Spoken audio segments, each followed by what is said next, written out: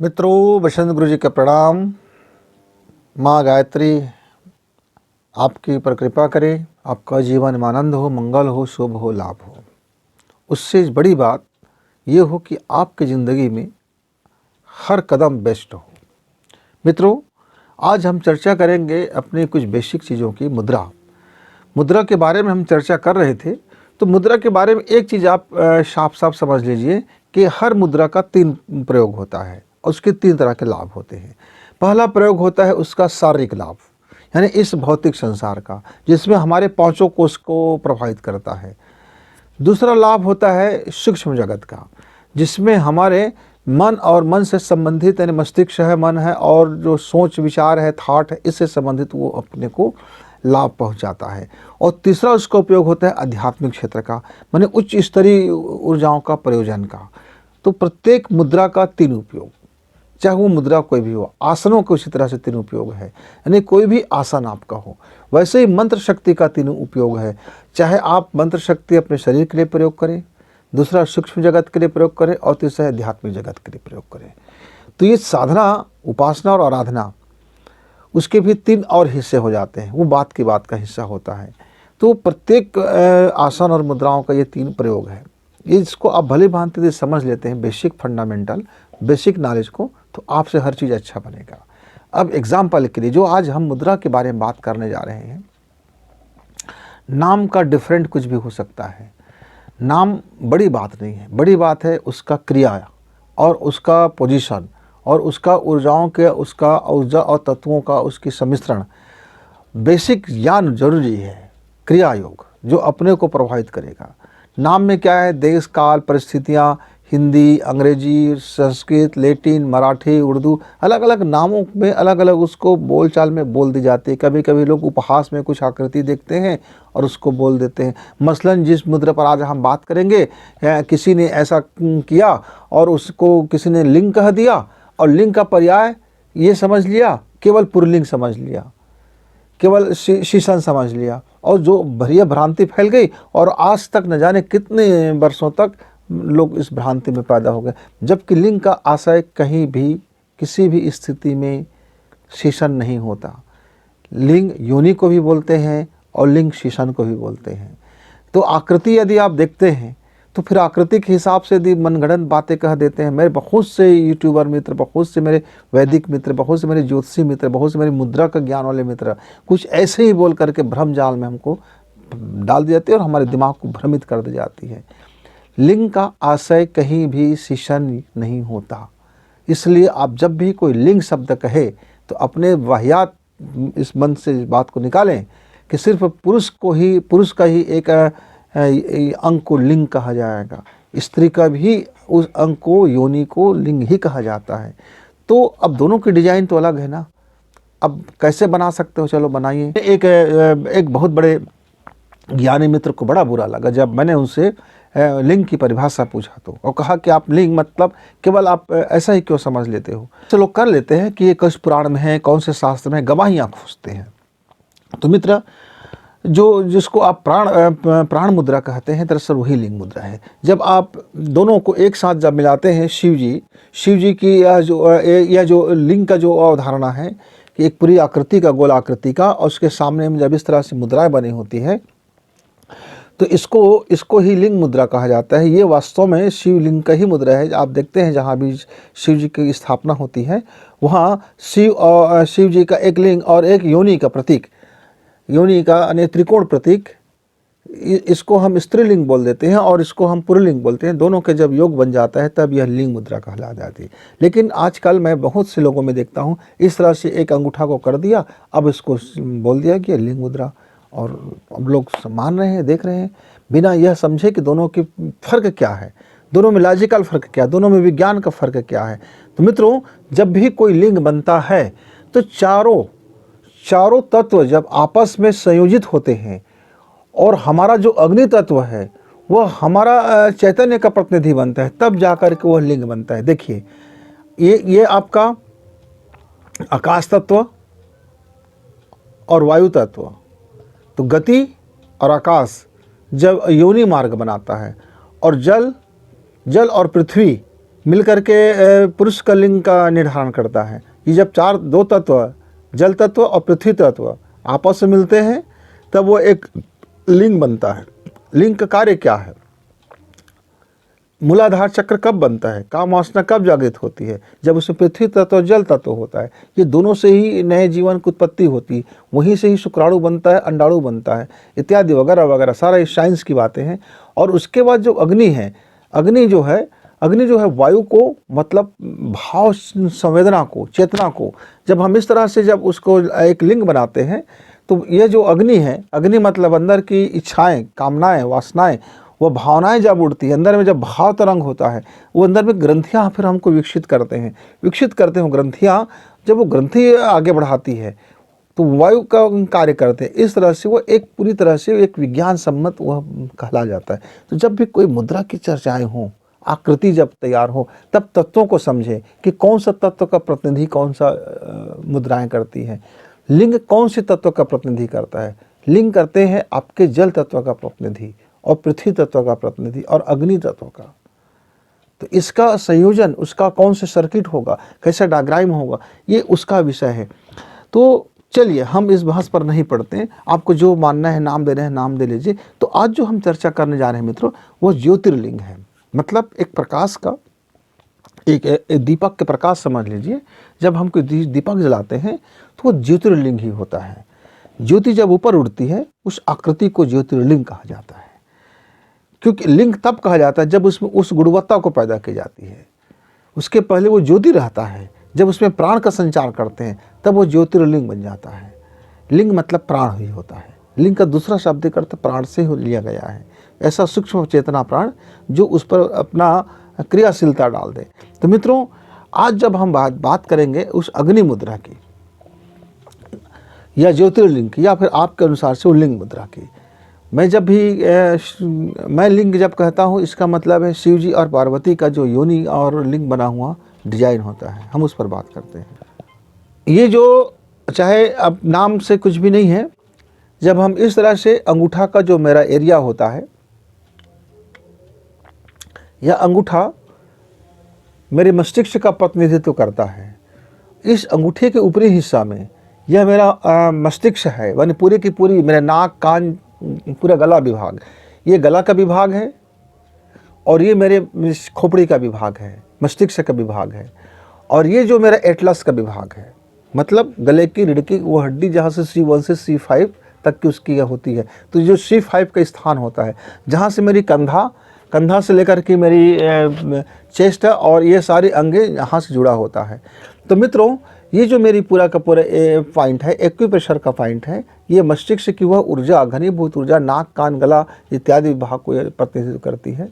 और जब मैं इस हिस्सा में जब मैं प्रेस करता हूँ, जब मैं इस हिस्सा को ब्लॉक करता हूँ, या जब मैं इस हिस्सा में जब मैं अपनी अग्नि को प्रवाहित करता हूँ, एक वायु को प्रवाहित करता हूँ, एक गर्म वायु को प्रवाहित करता हूँ, तब ये यहाँ जो क्रिया होता है, ये मस्तिष्क की पूरी हिस्सा, माने गला, नाक, कान इत्यादि पर मेरी पूरी के पूरे प्रभाव होगा। यह पूरा प्रभाव यहाँ होगा। यदि आप इसको भौतिक रूप में आप प्रयोग करेंगे तो भौतिकी प्रभाव होगा, सूक्ष्म जगत में यदि भाव रूप में प्रयोग करेंगे तो सूक्ष्म जगत में प्रभाव होगा, और इससे यदि आप साधना मान के प्रभाव करेंगे तो उसका अध्यात्म में प्रभाव होगा। मित्रों, जो अभी हम मुद्रा बनाएंगे उसका भौतिक फायदा क्या है, मतलब इस शरीर का फायदा क्या है? अन्नमय कोश, प्राणमय कोश, मनोमय कोश, आनंदमय कोश, और यह स्थूल शरीर। इस स्थूल शरीर के 5 लेयर। तो थायराइड का संतुलन करता है ये।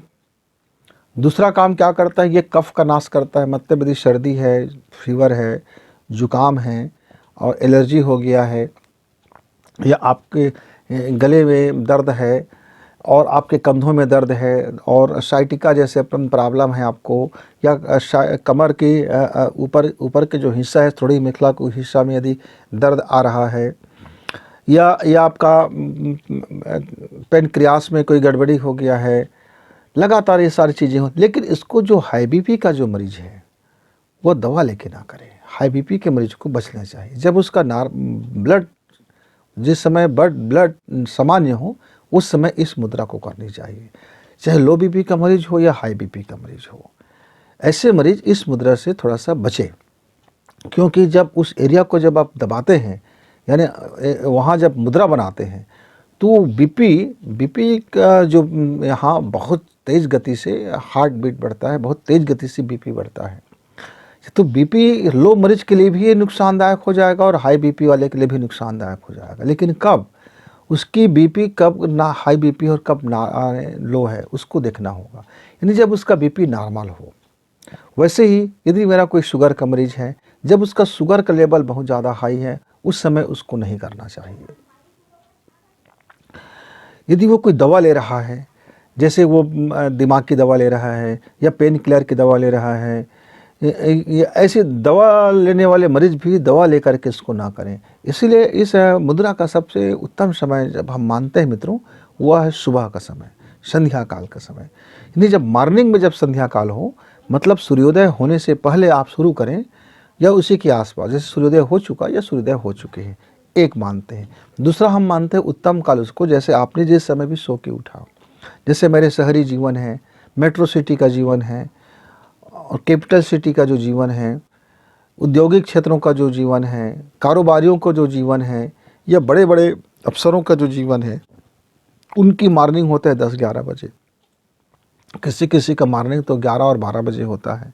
कोई कोई हमारे बंदा तो दोपहर के 1 बजे उसका मॉर्निंग होता है।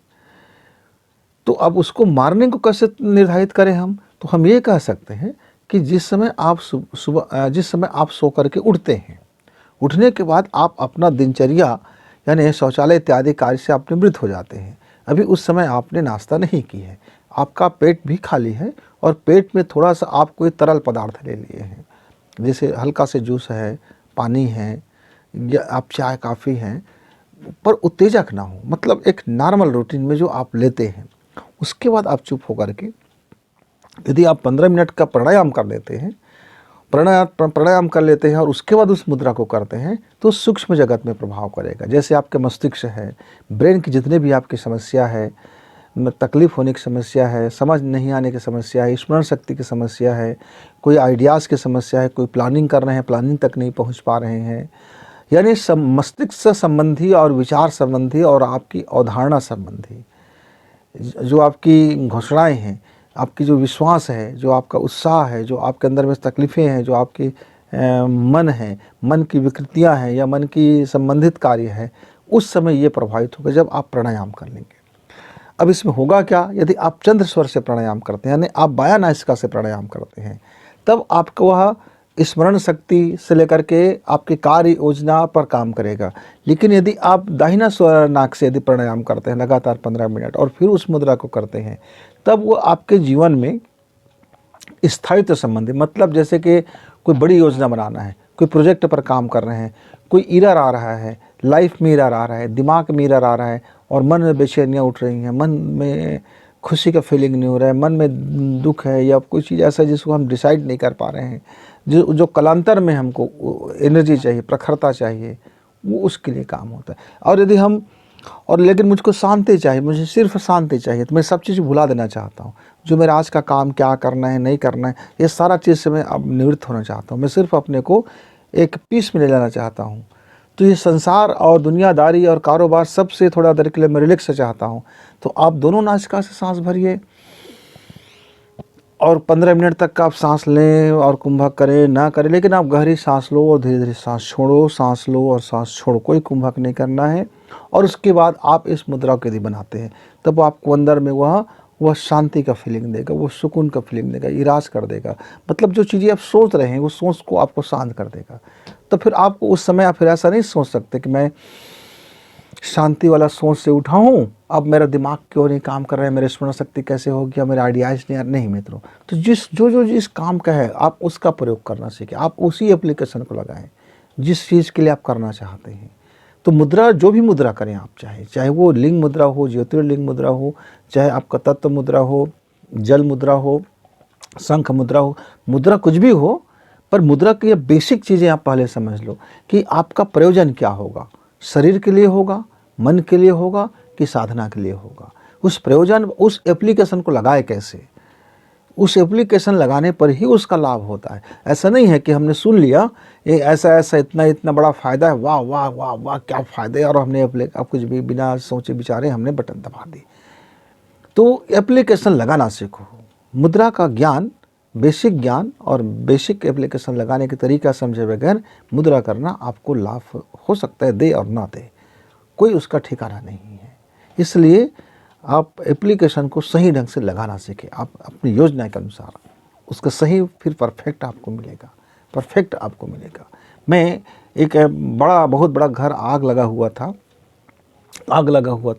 और बहुत बड़े घर में आग लगा हुआ था। अब मैं उस घर के ऊपर में एक पतीली को रख दिया चावल को डाल करके। अब मैं सोच रहा था कि यह आग मेरी खाना पका देगा, पर वो आग मेरे खाना बिल्कुल नहीं पकाया और पूरी घर जल कर राख हो गया। अब मैं सोचा एक आग तो खाना पका देती, चूल्हे की छोटी सी आग, पर ये पूरा घर जल करके मेरा वो पतीली का आग मेरा खाना नहीं पका सका। हाँ मित्र, पूरे घर जल करके, पूरी 10 मंजिला 50 मंजिला मकान जल करके भी आप ऊपर में रखा हुआ एक पतीली का चावल आपको नहीं पका सकता, क्योंकि यहाँ आग फैल रहा है, यहाँ आग सत्यानाशी है, यहाँ आग एकदम फैल करके आप पूरे वातावरण को गर्म कर रहे हैं, आपके पतीली को गर्म नहीं कर सकता। वो पतीली जल कर राख हो जाएगा, पर चावल भी राख हो जाएगा, खाना नहीं पकेगा। लेकिन उसी आग को, थोड़ा से आग को संयोजित करते हैं और एक सिस्टम में रखते हैं और हमारा खाना पक जाता है। आग है। अब आग का इस्तेमाल कैसे करना है, बिना जाने यदि आप उस आग का इस्तेमाल करते हैं तो उसका उपयोग भी हो सकता है और दुरुपयोग भी हो सकता है। क्योंकि अनजाने में जब आप कोई काम करेंगे तो अंधे के हाथ बटेर लग गया तो खाना पक गया, लेकिन वो अंधे के हाथ बटेर नहीं लग करके रुई की भंडार में एक आग की छींटा चला गया, एक आग की तिल्ली जलता हुआ पड़ गया, तो पूरी रुई का जो भंडार है उसमें आग लगा के सत्यानाश कर देगा। मुद्राएं भी कुछ इसी तरह से कार्य करती। ये एक एनर्जी का आग होता है। जैसे आपने जल संबंधी आपने मुद्रा बनाया तो जल की शक्ति उस पर प्रभावित होगा भाई, और जल की शक्ति अग्नि की शक्ति से कम नहीं होता। कोई तत्व की शक्ति किसी तत्व की शक्ति से कम नहीं है। पांचों तत्व अपने आप में संपूर्ण बलवती है। इसलिए मजाक करें ये खेल नहीं होता, ये खेल होता है जान करके उसका उपयोग करने का। तो जो आज हम चर्चा कर रहे हैं मस्तिष्क से संबंधित चर्चाएं हैं, यानी मस्तिष्क का जो ऑर्डर है। मान लीजिए मित्र, मुझे बहुत पुराना तकलीफ है और मेरे मन से वो जा नहीं रहा है, तो मेरा मन से जाएगा कब, जब मेरा मस्तिष्क उसको इलाज करेगा। तब इस मुद्रा को करके हम यदि विपरीत भावना करेंगे, जैसे मान लीजिए मेरे बाएं हाथ में दर्द है, इस दर्द का अनुभव मेरा जा नहीं रहा है, दर्द समाप्त हो गया, डॉक्टर के अनुसार अब इसमें दर्द नहीं है, पर मेरा मन में ये दर्द बैठा हुआ है, अब वो दर्द निकल ही नहीं रहा है, लेकिन दर्द है, बीमारी नहीं है पर दर्द है। अब दर्द है मतलब बीमारी है, ऐसा मुझे लग रहा है। अब मैं उस मुद्रा को करके ये भावना करूँगा कि मेरा शरीर स्वस्थ है, मैं अपने इस हाथ से हर वो काम कर रहा हूँ और जो जिसको ज़रूरत होती है, और मेरी हाथ पूरी तरह से स्वस्थ है, और मैं उस समय बीमारी को याद नहीं कर रहा हूँ, मैं सिर्फ उस हाथ की विशेषता को याद कर रहा हूँ कि मैं इस हाथ से लिख सकता हूँ, मैं इस हाथ से खाना खा सकता हूँ, मैं इस हाथ से ये करता हूँ, राइडिंग करता हूँ, मैं इस हाथ से मुक्का बनाता हूँ, मैं पंच करता हूँ, मैं वो सारी भावनाएं करता हूँ उस मुद्रा को बना करके। तो कुछ समय के बाद आप देखेंगे कि आपका ये हाथ का जो नकली दर्द था, यानी बीमारी था, असली पीड़ा था, नकली बीमारी था, वो समाप्त हो गया। यानी मन में छुपी हुई कोई बीमारियाँ जिसके लिए हमारी औषधियाँ कोई काम नहीं करता, काम ही नहीं कर सकता, क्योंकि जो भी औषधि बनता है वो सारी औषधि मटेरियल से बनता है, पदार्थ से बनता है, और उसका प्रभाव भी पदार्थ विज्ञान तक ही रहता है, यानी इस शरीर तक ही रहता है, रसायन कोशिकाओं तक ही रहता है। तो सूक्ष्म जगत की जो हमारी जो बीमारियां हैं या उत्साह है या जो हमारी विशेषताएं हैं, वो हमारे मन के अंदर होता है, यानी मस्तिष्क के अंदर होता है। तो उस वहाँ तक जब पहुँच होगा कोई दवा का, उपचारक शक्ति का, तब वो काम करता है। ये हो गया सामान्य जानकारी मित्रों। तो कफनाशक से लेकर के थायराइड संतुलन हम इसमें कर सकते हैं, और मानसिक संतुलन से बताया। अब जैसे मान लीजिए हम उसी को आध्यात्मिक प्रयोग करना है, हमको कोई भी मुद्रा है, तो हमको पहले उन्नाद करना होगा। 15 मिनट की प्राणायाम, 5-5 मिनट का तीनों प्राणायाम, और उसके बाद 15 मिनट तक का ओम का नाद करें, और उसके बाद उस मुद्रा को बना करके वो भाव ध्यान करें, तो आपकी साधना परम लक्ष्य तक पहुँचेगा।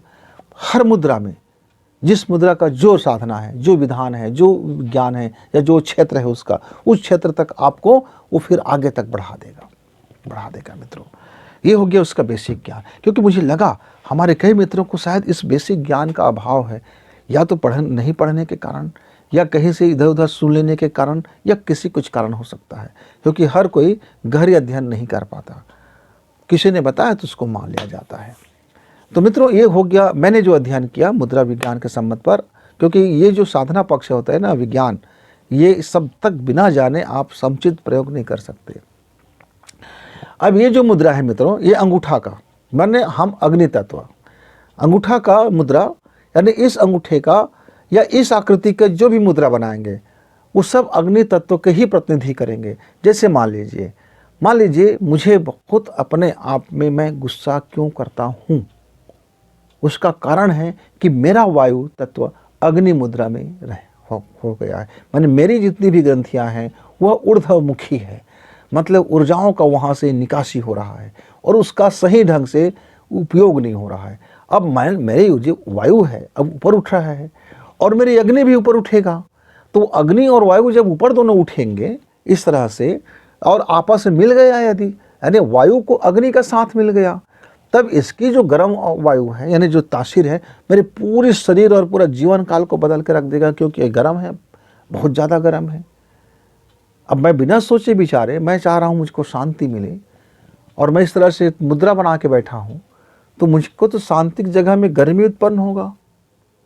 अब इस गर्मी से फिर क्या होगा, इस गर्मी से मेरी जो पृथ्वी तत्व है यह वासना जन्म लेगा, और यदि मेरी वासना नीचे की ओर मुड़ा हुआ है और यदि मेरा जल तत्व भी नीचे की ओर मुड़ा हुआ है, तब मेरा काम इंद्रिय मुझे व्याकुल कर देगा, मेरे नाभि क्षेत्र में गर्मी उत्पन्न होगा और मेरी पेट में बदलाव होगा और मेरा जो पित्त बढ़ जाएगा, मेरी जठर अग्नि बढ़ जाएगा और मेरे छाती में जलता हुआ अनुभव होगा, गला से जलाता हूँ, मुझे लगेगा कि अंदर से कोई जला रहा है, क्या हो गया यार, मैं तो ऐसा कुछ खाया नहीं हूँ।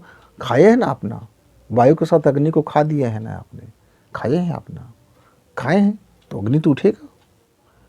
तो इस जितने भी हम ऐसे जब मुद्रा करते हैं, अब मान लीजिए हमने आकाश मुद्रा किया, हमारी जो अंदर की जो स्पेस है उसमें अग्नि उत्पन्न हो रहा है। अब क्योंकि अब हम क्या कर रहे हैं, ये तीनों तत्व से वायु, पृथ्वी और जल को हमने दबा दिया नीचे, उसके ऊपर अब हमने अग्नि तत्व को बढ़ावा दिया है।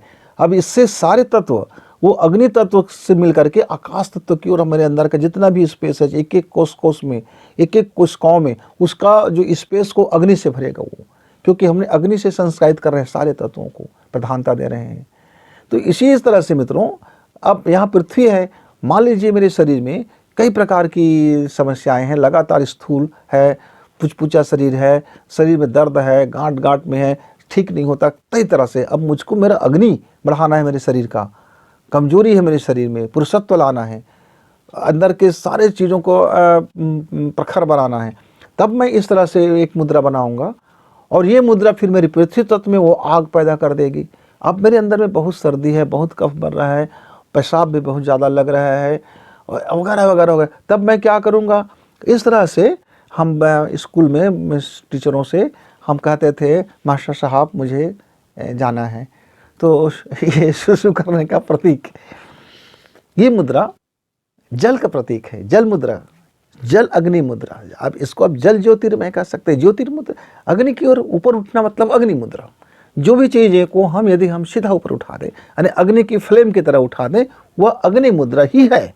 बस ये जल का अग्नि मुद्रा, पृथ्वी का अग्नि मुद्रा, आकाश का अग्नि मुद्रा, वायु का अग्नि मुद्रा और अग्नि का अग्नि मुद्रा ने ज्योतिर्लिंग हो गया। फिर ये सारे ज्योतिर्लिंग नहीं कहलाएंगे, ये केवल ज्योतिर्लिंग कहलाए, क्योंकि अग्नि और ज्योति के प्राण में दोनों एक साथ आ रहा है। इस तरह से यदि हम कह लेते हैं, बना लेते हैं, तो मान लीजिए आपको सुबह से सुसु में प्रॉब्लम है, किडनी में प्रॉब्लम है, ठीक से पेशाब का आपका खुल नहीं पा रहा है, आप इस मुद्रा को करते हैं, प्राणायाम करते हैं, आप देखेंगे 15 मिनट के अंदर में आपकी किडनी का फंक्शन, गति बढ़ेगा, सक्रियता बढ़ेगी और जहाँ भी जल रुका हुआ है आपके शरीर में, शरीर के किसी भी अंग में रुका हुआ है, क्योंकि बहुत मर्तबे हमारी त्वचा में जल रुक जाती है, सूजन हो जाता है, हमारा हाथ पैर आँख कान में ऐसा सूजन हो जाता है। तो यदि हमने आधा 45 मिनट तक के अपनी जल मुद्रा बनाया है और प्राणायाम कर रहे हैं, यदि चंद्र स्वर का प्राणायाम कर रहे हैं, क्योंकि चंद्र स्वर का प्राणायाम करने से हमारे जल तत्व बढ़ेगा, और उसी समय यदि हमने जल अग्नि मुद्रा यदि बना कर रखें, निश्चित तौर से पूरे शरीर के अंदर का जो जल है वो किडनी को आकर्षित होगा और पेशाब मार्ग से बाहर जाने के लिए बेताब हो जाएगा। तो पथरी का रोग है, चाहे किडनी के पथरी है, चाहे ग्लाल ब्लैडर के पथरी है, चाहे शरीर में कहीं सूजन है वगैरह वगैरह के लिए, तो ये हमने एप्लीकेशन लगाया है कि भाई मेरा शरीर का जो जल तत्व है वो प्रबल हो और जल तत्व तो बाहर आए और जल तत्व तो किडनी तक पहुँचे, क्योंकि हम अब क्या कर रहे हैं, बायां सांस ले रहे हैं।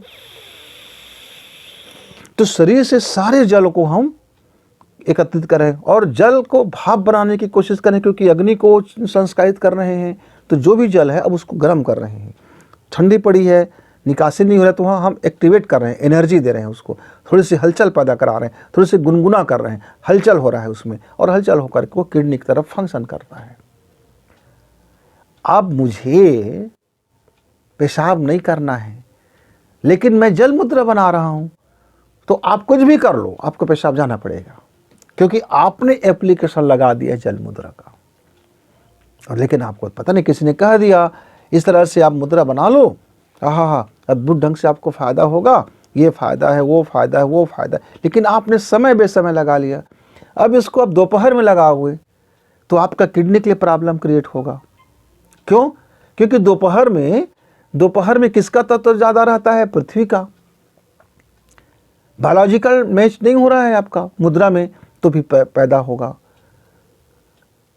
आप रात्रि में लगा लिए भैया, सोते समय जल मुद्रा, जल इस तरह से करूंगा यार तो बड़ा मजा आएगा। आप रात भर उठ के पेशाब जा रहे हो, जाओ 2 बार 3 बार 4 बार 5 बार करते रहो रात भर पेशाब, क्योंकि आपने बायोलॉजिकल टाइम को फिट कर दिया, आपने बता दिया एप्लीकेशन में कि बार बार पेशाब लगे यार, जल तक तो लगो, बंद बना के सो के आदमी।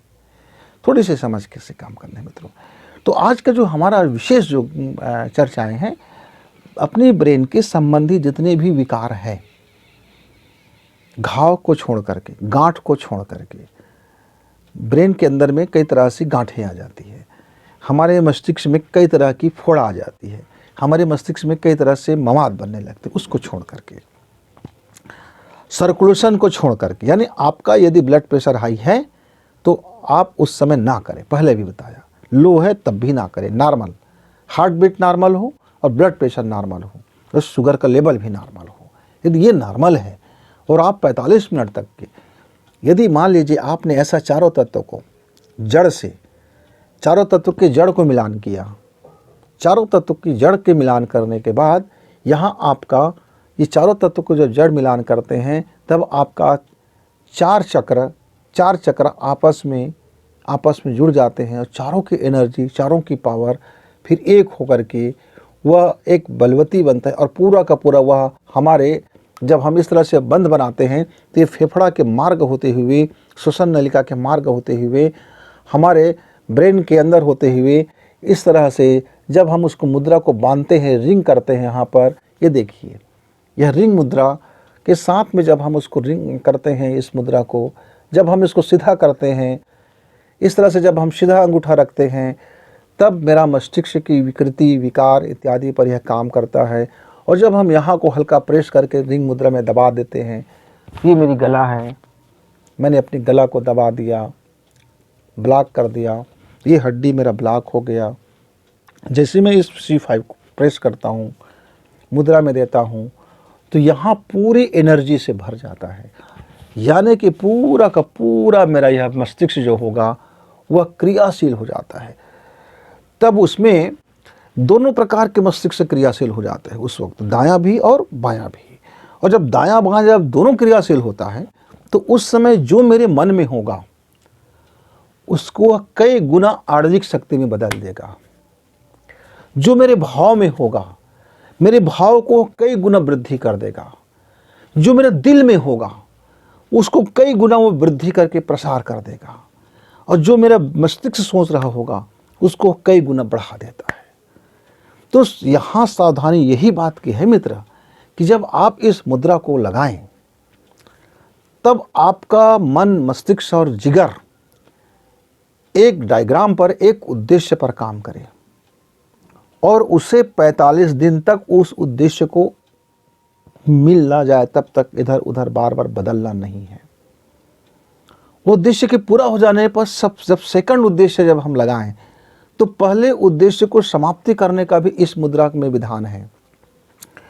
आपको 3 दिन तक का क्लोज मुद्रा बनाना होगा। इस तरह से मुद्रा बना करके आप ये 2 रिंग को आपस में जोड़ते हैं और ये मुद्रा बनाते हैं। तो फिर आपने जैसे आप अपनी तकनीकी बदल दिया, अपनी चीज़ें बदल गई, तब आप 48 घंटा में जो पुराना हमने जो सोच रखा है, जो आइडियाज़ है, जो भी चीज़ें हैं या जो मुद्रा बना रहे हैं, इसलिए एक दिन में एक से अनेक मुद्रा ना बनाएं। 48 घंटा या 24 घंटा में हम एक ही मुद्रा पर काम करें। और मेरी तो सलाह ये है कि आप 45 दिन पर एक ही मुद्रा पर काम करो, क्योंकि उस एक मुद्रा का समुचित लाभ लेना है तो हमको न्यूनतम में 45 दिन चलते हैं। वैसे ही 90 दिन में इसकी एक कंप्लीट इसका परिणाम निकल करके आता है, 9 दिन में इसके प्रारंभिक परिणाम निकल के आता है और 48 घंटे में इसकी बेसिक परिणाम निकल के आता है। और तुरंत लाभ लेना है तो शारीरिक परिणाम आपको सेकंड भर के लिए कुछ राहत दे देते हैं। कुछ मिनट के लिए आपको राहत लेना है तो तुरंत आपको दिखाई देगा। तो इसको लेकिन बेसिक चाहिए, पूरी कंप्लीट चाहिए तो उसका आपको करना पड़ेगा। अब मित्रों, इसमें जब हम करते हैं, अब मान लीजिए मैं इसको, मेरा अंगूठा इस तरह से फैल गया, इधर हो गया। अब मेरा मस्तिष्क एक दिशा में वन साइडेड होकर के मेरा जो मस्तिष्क में जो विकृति होगा, जो विकार होगा, वह ज़्यादा बढ़ेगा। और मान लीजिए मैंने अंगूठा ऐसे कर दिया तो मेरे मस्तिष्क में जो दब्बूपन है, जो संदेह है, जो भय है, जो डर है, वो बढ़ जाएगा। और मेरा अंगूठा बिल्कुल सीध में है तो मेरी साधना की शक्ति, मेरी ऊर्जा की शक्ति, मेरी सोच की शक्ति, मेरी प्राण की शक्ति में वृद्धि होगा, क्योंकि अब ये आसमान से शक्ति को खींच रहा है। अब मैंने अंगूठा ऐसे किया तो मेरे अंदर की नाभिक की शक्ति बाहर हो रहा है। अब मित्रों, ये जो खंभा है यानी अंगूठा है, मैं गांव देहात की एक छोटी सी एग्जांपल देता हूँ, शायद उससे आपको बहुत बेहतरी समझ में आएगा। बहुत पहले समय की बात है, हम लोग बचपना में होते थे तो गांव में जब भी कोई तालाब खनन होता था या तालाब रहते थे तो बीच में, सेंटर में, नाभि में एक खंभा गाड़ दी जाती थी। और उस खंभे को गाड़ने से पहले मित्रों, उस समय मेरे मन में जिज्ञासा उठा, मैं बालपन में था तो मैंने पूछा, तो कहा कि हम इस तालाब में प्राण डाल रहे हैं, हम प्राण प्रतिष्ठा कर रहे हैं इस तालाब का, ताकि वरुण देवता जो है, जल है, वो यहाँ सूखे ना और हमें जल प्रदान हो। दूसरा, जल मीठा हो और हमारे स्वास्थ्य वर्धक हो। फिर एक पंडित जी से मुझे कहा कि अब यहाँ अब जीव आ जाएगा, यानी प्राण आ जाएगा, ये खंभा जो होगा अब ये हमारे लिए देवता है, वरुण देवता बन गया। फिर बाद में मैंने उसका अध्ययन किया तो मालूम हुआ कि ये जो खनन कार्य हुआ है तो जो पृथ्वी से निकलने वाली जो ऊर्जा है, उस ऊर्जा को इसमें एक स्रोत में, एक जगह में ला करके, यानी एक खंभे जैसी स्थिति में ला करके, वो सरई का लकड़ी भी फिक्स होता था।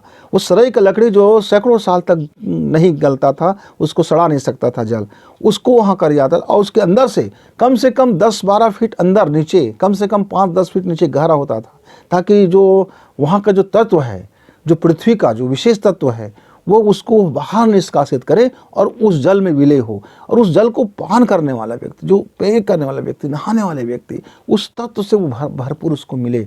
इसीलिए कहावत बन गया कि हर गांव का अलग अलग जल होता है, उस जल के अनुसार उस गांव के स्वभाव होता है, संस्कार होते हैं, लोगों की मन होता है, लोगों के जीवन की शैली होता है। तो ये विज्ञान था, उसी से मुद्रा को लिया गया था मित्रों। और उस मुद्रा को इसीलिए लिया गया था, ये चूंकि खंभे की तरह होता था। अब किसी ने यह कह दिया, मजाक में बोल दिया कि ये लिंग मुद्रा है। अब सब लोगों ने लिंग कहने लगे। अब किसी ने कह देता खड़ी खंभा, तो खंभा मुद्रा हो जाता, किसी कह देता मित्रों। लेकिन वह क्या है, पृथ्वी के अग्नि को बाहर प्रसारित करके, ताकि तालाब, आप कभी तालाब जाके देखना, सुबह जाके देखना, सूर्योदय से पहले जाके देखना, तालाब का पानी गर्म रहता है। कोई भी तालाब हो जिसमें प्राण प्रतिष्ठा हुआ हो, जिसमें खंभा गड़ी हो, यानी जिसमें सरई लकड़ी 10 फीट नीचे उस अंदर में हो और बाहर तक उसका आता हो, निश्चित तौर से उस पानी का तत्व बदल चुका रहता है। एक विज्ञान था। ऐसे मेरे पूरे शरीर का नाभिक, जब हम इसको बंद करते हैं तो ये जो खड़ी खंभा बन जाता है, एक मेज बन जाता है, वो नाभिक क्षेत्र है। मेरी पेट के नाभि से मेरे मस्तिष्क को यह प्रज्वलित करता है मित्रों। तो घोषणा करने का, आत्म घोषणा करने का, अवधारणा करने का और अपने आकाशीय साधना करने का, यानी मस्तिष्क की पावर को बढ़ाने का, ये सबसे शानदार मुद्रा है। इसलिए जब आपको ज़रूरत हो, मस्तिष्क शांत हो, तब उस समय आप इस मुद्रा को करें। और इस जैसे आप कफ बढ़ा हुआ है, आपकी बहुत ज़्यादा कफ है, तो आप अंगूठा को थोड़ी तिरछा करें और यहाँ दबाएं, इसको प्रेस करें। इसको जब प्रेस करेंगे आप, तो ये आपका एक्यूप्रेशर के साथ में जब मुद्रा बनेंगे तो ये कफ का नाशक हो गया। कफ नाशक होगा तो उस समय आपका स्मरण शक्ति कमज़ोर पड़ेगा, कफ का नाश करेगा, साथ में स्मरण शक्ति भी थोड़ी कमज़ोर पड़ जाएगा। लेकिन अब आप इसको जब नीचे करते हैं तब आपकी स्मृति शक्ति बढ़ेगा, लेकिन शरीर में जल तत्व भी बढ़ेगा। तो कफ भी बढ़ सकता है, लेकिन आप बीच में संतुलन में रखते हैं, तब आपका मस्तिष्क जो आप सोचेंगे, जो भाव करेंगे, और इस तरह से यदि आप बना लेते हैं, यानी 4 तत्व इसके ऊपर में पीठ में और 4 तत्व आपके पीठ में, मतलब पीठ मतलब पीछे की हिस्सा। आप उसको जब चारों तत्वों को जब मार्जन करते हैं, जब औषधि देते हैं, और उसके बाद आप इसको पकड़ के रखते हैं और गहरी सांस खींचते हैं और भाव करते हैं, तो उसका वह दिव्य स्वरूप प्रकट होगा। मित्रों, तो यह जो ज्योतिर्लिंग मुद्रा है, जिसको हम अग्नि मुद्रा कहते हैं, या आप कह सकते हैं तालाब मुद्रा कह सकते हैं, नाम अपने हिसाब से ABCD रख लीजिए, नाम से क्या है, नाम क्या रखा है, लेकिन गुण इसका परफेक्ट है, गुण मिलेगा आपको। तो अपनी ब्रेन को धारदार करना है, प्राणवान करना है, अपने पढ़ाई को बढ़ाना है, अपने लाइफ में अपनी चीज़ों को नए से आइडियाज़ करना है, तो उसके लिए आप इस तरह से मुद्रा बनाइए और गहरी सांस खींचिए। शरीर के लिए है तो कोई मंत्र नहीं है, और अध्यात्म के लिए करना है तो ओम का नाद कीजिए, ओम, और 15 मिनट नाद करने के बाद भाव कीजिए 15 मिनट तक का, और 15 मिनट शांत रहिए। आपकी मुद्रा गजब करो अभिनय करेगा। लेकिन आपको अपना स्मरण शक्ति बढ़ाना है, तो आप सारे तत्वों को ब्लॉक कीजिए, एक दूसरे को टाइट कीजिए, खूब से टाइट कीजिए, और रिंग मुद्रा रिंग बना लीजिए, और रिंग बना करके बिल्कुल एक सीध में आप उसको देखिए, त्राटक कीजिए, और भाव करेंगे जो त्राटक करते करते वह उसका गुण आपके मस्तिष्क में उत्पन्न होता हुआ चला जाएगा। अब आपको कफ का नाश करना है तो ब्लैक रंग से यहाँ को आप पोताई कर दीजिए स्याही से, और ब्लैक रंग को पोतने के बाद आप इस तरह से दबाइए, और उसके बाद देखेंगे कि आपके कफ के धीरे धीरे धीरे शमन होने लगा है। और थायराइड के लिए आपको यदि करना है तो पीले रंग बना दीजिए, आपके इस गला के हिस्सा को पीले रंग से कर दीजिए, आपके यहाँ को भी पीले रंग कर दीजिए, और आप इस तरह से आप अपनी मुद्रा को बना लीजिए। और उसके बाद आप ध्यान कीजिए कि आपका थायराइड स्वस्थ है, अद्भुत है। आपके थायराइड पूरे शरीर को बैलेंस कर रही है, मास्टर ग्रंथि को बैलेंस कर रही है, एक एक तत्वों को बैलेंस कर रही है, उत्पादक शक्तियाँ कार्य कर रही है, उस उत्पादक शक्ति की अद्भुत शक्ति प्रकट हो रहा है। आह, अद्भुत है यह। ऐसा भाव करते करते आप सांसें खींचते रहें, बंद करते रहें, 45 मिनट तक करें। रोज़ सुबह सुबह करें, मॉर्निंग में करें, जब उठ जाएं फ्रेश होकर करें।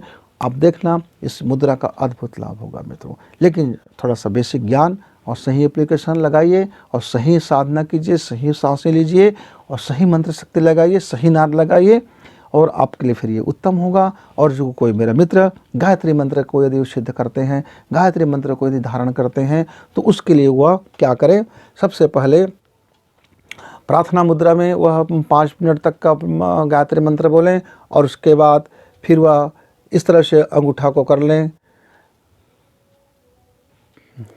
और इसको करने के बाद वो दोनों हाथ में करने के बाद एक हाथ को पीछे से अंगूठा को बंध लगाएं और गायत्री मंत्र का उच्चारण करें।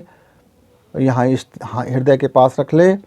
ओम भूर्भुवः स्वः तत्सवितुर्वरेण्यं भर्गो देवस्य धीमहि धियो यो न प्रचोदयात्।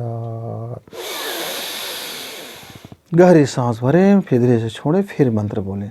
मित्रों, इस तरह से यदि आप करते हैं 45 मिनट का यह जप का, तो अद्भुत लाभ होगा फिर आपको। तो फिर मिलेंगे, तब तक गुरु जी की विदा। नमस्कार, धन्यवाद।